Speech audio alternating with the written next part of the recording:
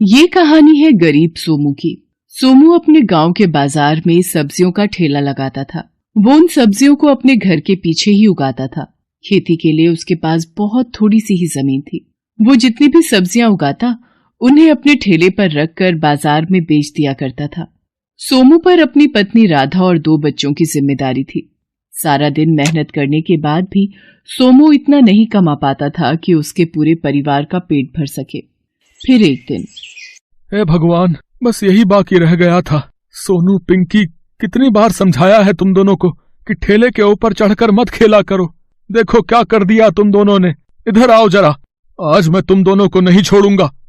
दोनों बच्चों ने ठेले के ऊपर कूद कूद कर उसे तोड़ दिया था। ये देखकर सोमू को बहुत गुस्सा आ रहा था। वो हाथ में छड़ी लेकर अपने बच्चों की तरफ बढ़ता है, लेकिन तभी उसकी पत्नी राधा उसे रोक लेती है और उससे कहती है, अरे ये क्या कर रहे हैं आप? बच्चे हैं। देख क्या किया है तेरे लाडलों ने। अब तू ही बता, कैसे लेकर जाऊंगा बाजार में सब्जियां। सोनू, पिंकी, चलो माफी मांगो बाबा से। सच में इस बार तो तुम लोगों ने बहुत बड़ी गलती की है। माफ कर दो बाबा, जानबूझकर नहीं किया। हाँ बाबा, गलती हो गई, माफ कर दो। आगे से कभी ठेले पर नहीं चढ़ेंगे। अब क्या नहीं चढ़ोगे? ठेला बचा ही कहाँ है? सालों पुराना ठेला था मेरा, किसी तरह काम चला रहा था। अब तो इसकी मरम्मत भी नहीं हो सकती और नया ठेला लेने के लिए मेरे पास पैसे नहीं है। सोमू उदास होकर वहां से चला जाता है और घर के पीछे जाकर सब्जियां तोड़ने लगता है। तभी राधा उसके लिए खाना लेकर वहां आती है और सोमू से कहती है, सुनिए जी, धीरज रखिए। ऊपर वाला जब मुसीबत देता है तो उसका हल भी जरूर देता है। कुछ न कुछ कर ही लेंगे। चलो अब ये चिंता छोड़ो और खाना खा लो। यहीं रख दो, खा लूंगा। राधा खाना छोड़कर घर के अंदर चली जाती है। सोमू सारी सब्जियां तोड़कर जमीन पर रख लेता है और फिर हाथ धोकर जैसे ही खाने की तरफ बढ़ता है तो वहां एक बूढ़ी अम्मा आ जाती हैं और सोमू से कहती हैं, बेटा, बुढ़िया को कुछ खिला दे बेटा, भगवान तेरा भला करेगा। भगवान क्या भला करेगा अम्मा? उसने तो सारी मुसीबतें मेरे ही नसीब में लिख दी हैं। खैर, तुम्हें भूखा नहीं जाने दूंगा। ये लो, खा लो। सोमू बूढ़ी अम्मा को अपना खाना दे देता है। बूढ़ी अम्मा खुशी खुशी वो खाना खा लेती है और फिर सोमू से कहती है, बेटा, तू और तेरी घरवाली बहुत अच्छे हैं। मैं जब भी तेरे दरवाजे पर आई हूँ कभी भूखी वापस नहीं लौटी। तू देखना बेटा, भगवान तेरी जरूर सुनेंगे। हाँ अम्मा, मेरी तो सुन नहीं रहे। काश तुम्हारी ही सुन ले भगवान। वैसे बात क्या है बेटा, तुझे इतना परेशान तो कभी नहीं देखा इससे पहले। सोमू अपनी सारी परेशानी बूढ़ी अम्मा को बताता है। सोमू की बात सुनकर बूढ़ी अम्मा मुस्कुराती हैं और वहां से चली जाती हैं। फिर कुछ ही देर बाद वो बूढ़ी अम्मा वापस आती हैं। उनके हाथों में एक बड़ी सी टोकरी थी। वो उस टोकरी को सोमू को देते हुए उससे कहती हैं, ले बेटा, ये रख ले, जा इसमें रखकर बेच अपनी सब्जियां। पर अम्मा, ये तुम कहाँ से लाई? पुरानी टोकरी है, सालों से है मेरे पास। अब मेरे तो हाथ पैरों में जान नहीं कि इसका कुछ इस्तेमाल कर सकूं।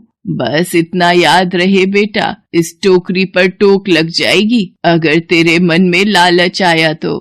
बहुत बहुत शुक्रिया अम्मा, तुम नहीं जानती तुमने कितनी बड़ी मदद की है मेरी।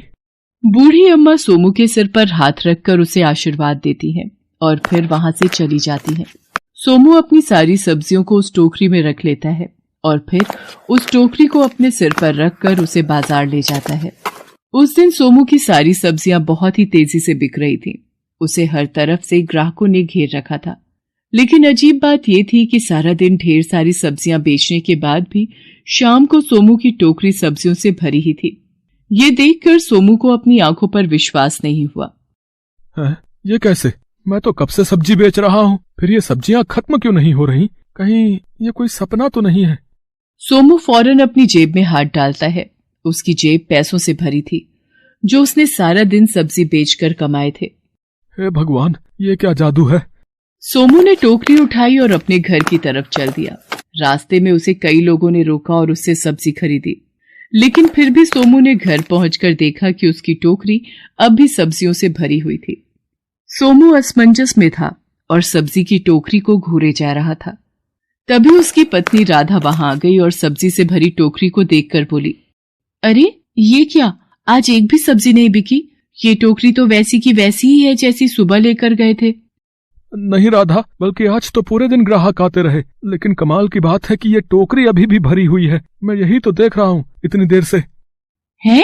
ये कैसे हो सकता है जी? आपकी तबीयत तो ठीक है ना? हाँ राधा, मैं सच कह रहा हूँ। यकीन नहीं होता तो ये देखो, ये सारे पैसे सब्जी बेचकर ही कमाए हैं मैंने। सोमू अपनी जेब से पैसे निकालकर राधा को दिखाता है। तब जाकर राधा को सोमू की बात पर भरोसा होता है। वो सोमू से कहती है, देखा जी, मैं ना कहती थी भगवान हमारी मदद जरूर करेंगे, तभी तो उन बूढ़ी अम्मा को हमारी मदद के लिए भेज दिया उन्होंने। मुझे तो पूरा विश्वास है ये टोकरी जादुई है, जादुई। हाँ राधा, मुझे भी यही लगता है, लेकिन फिर भी चल एक बार मिलकर खाली करते हैं इसे। सोमू और राधा मिलकर उस टोकरी में से सब्जियां बाहर निकालने लगते हैं, लेकिन उन्होंने महसूस किया कि वो जैसे ही एक सब्जी बाहर निकालते थे, उसकी जगह फिर से वही सब्जी वहां से खुद ब खुद आ जाती थी। वो टोकरी में से सब्जी निकालते रहे और सब्जियां अपने आप बढ़ती रहीं। ऐसे ही कई घंटे बीत गए और सोमू के घर में हर तरफ सब्जियों का ढेर लग गया। वाह राधा, अपनी तो किस्मत खुल गई। ये टोकरी तो सचमुच जादुई है राधा। हाँ, ठेला क्या चीज है, अब तो हम जो चाहे वो खरीद सकते हैं जी। सोमू के पास अब बेचने के लिए बहुत सारी सब्जियां थी। वो गांव के बड़े दुकानदारों को घर बुलाकर अपनी सब्जियां उन्हें बेच देता है।